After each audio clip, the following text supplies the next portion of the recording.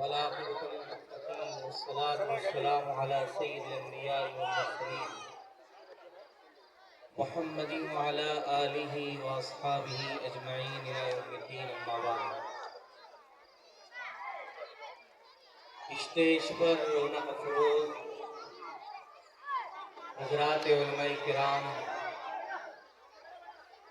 اس جلسے کے صدر محترم حضرت مولانا ابوبکر صاحب، مفتی تبریز صاحب، حاجی حنیف صاحب اور دیگر علماء کرام،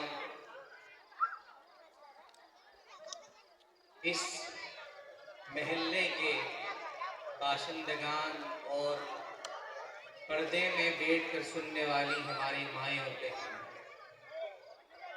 سب سے پہلے تو اس مدرسے کے ذمہ دار عاقب صاحب کو مبارکباد دیتے ہیں کہ یقیناً انہوں نے بچوں پر محنت کی اور بچوں نے اپنا اچھا پرفارمنس دیا، اپنے مافی ضمیر کو اچھی طریقے سے ادا کیا. اس وقت آپ حضرات کے سامنے بالکل مختصر وقت میں، وقت تو اجازت دیتا نہیں، لیکن کیونکہ ضروری بات ہے وہ آپ حضرات تک پہنچانا ہے. بات کرنے کا کوئی وقت نہیں ہے. اگر ہم نے بچوں کی نصیحت آمیز تقریریں اور بچوں کی قرآن مجید کے پیغامات اور احادیث مبارکہ کے پیغامات اگر وہ ہم نے یقیناً دل جمعی کے ساتھ سنے تو وہ ہمارے لیے کافی ہے. بہرحال آج کا زمانہ فتنوں کا زمانہ ہے.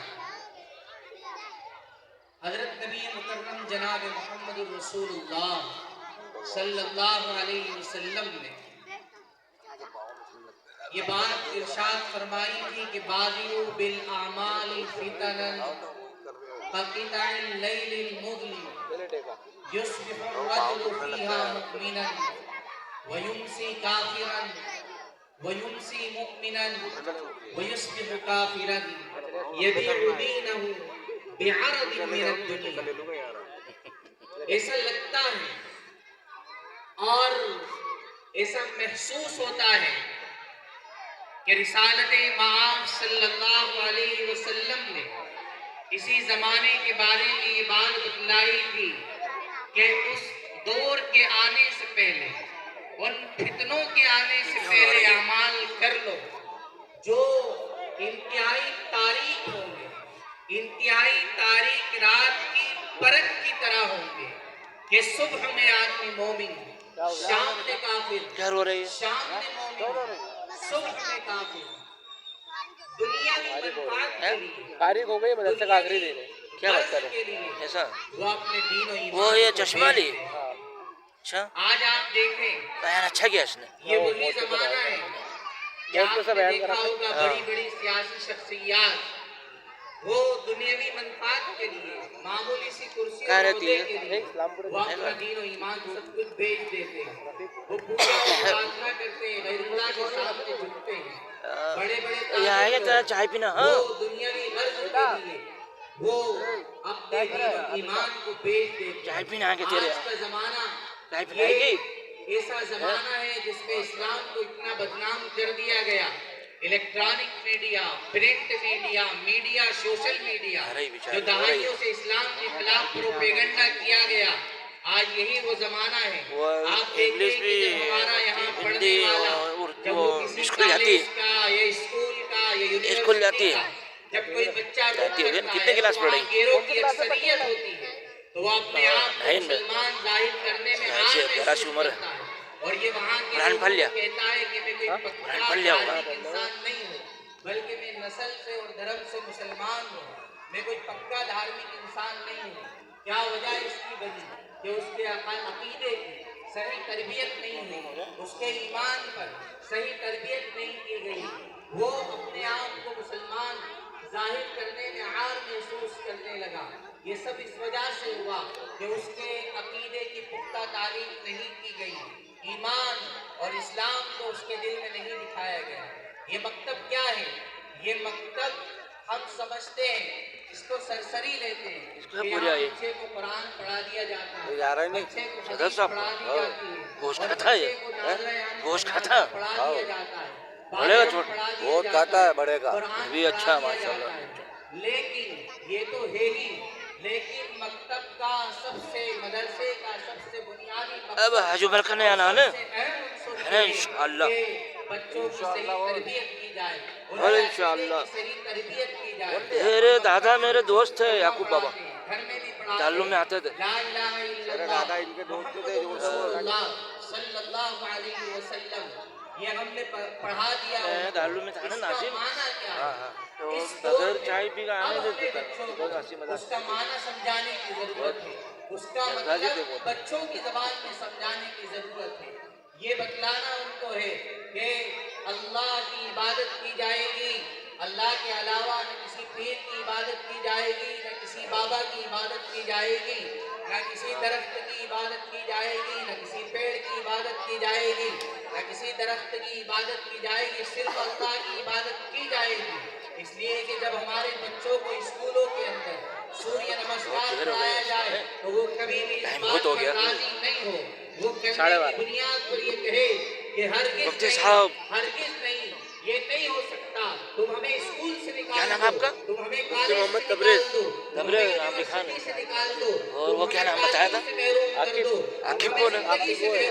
شاہ رخ عابد صاحب کا نام عاقب ہے. آپ بھی پڑھا رہے ہیں چیئر پہ اس لیے کہ بیٹا ہمیشہ کبھی کرنا نا تو 25-30 بچے لینے کا, ابھی کا تھوڑا بہت دھیرے دھیرے تجربہ ہے آپ لوگوں کو, ہاں وہ تو آئے گا. 25 زیادہ نہیں لینا, 25-30 زیادہ کیا, دیکھو کتنے استاد چلے گئے. لا الہ الا اللہ محمد الرسول اللہ, یہ بات بتلائی جائے کہ ایک اللہ کی عبادت کی جائے گی, اسی نے ہم کو پیدا کیا, اور محمد عربی صلی اللہ علیہ وسلم کی بات کو مانا جائے گا, اس کے اوپر کسی کی بات کو نہیں مانا جائے گا. اس لیے کہ قرآن مجید کے اندر فرما دیا گیا فلا وربک لا یؤمنون حتی یحکموک فیما شجر بینہم, آپ صلی اللہ علیہ وسلم کی بات سب سے اوپر, آپ کے اوپر کسی کی بات نہیں, نہ ماں باپ کی بات ہوگی, نہ اعزاء اور اقربا رشتہ داروں کی بات مانی جائے گی, آپ کی بات سب سے اوپر آپ کی بات ہے. قرآن نے کہہ دیا فلا وربک لا یؤمنون حتی یحکموک فیما شجر بینہم.